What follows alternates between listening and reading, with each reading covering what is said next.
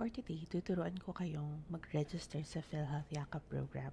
Ano ba tong program na to? This is a new project of the government wherein PhilHealth members can get up to 20,000 pesos allowance every year of their medical expenses o yung mga gamot na kailangan nilang bilhin.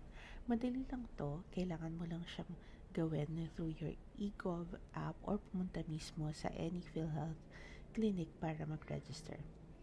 Ito yung itsura ng eGov, pero I can make another video on how to create this one.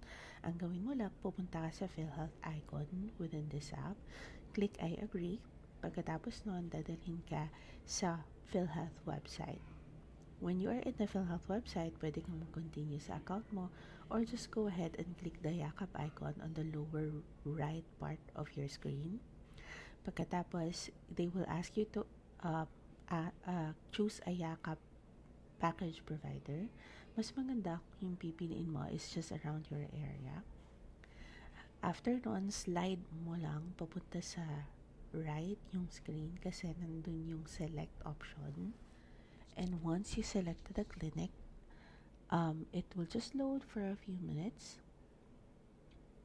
Ayan. And then, ang susunod mo nang gagawin, i-check mo lang kung nag-reflect ba talaga yung clinic na napili mo. Then go to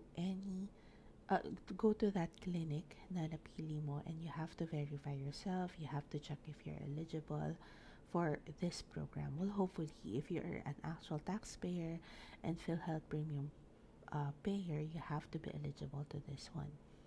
Kailangan mo lang din na ma-check kung saan yung mga gamot provider, which I can send you a link, or you can just check the description below to see the link and other links that I will be sharing that would be helpful throughout your journey in this program. Yan lang, and thank you for watching.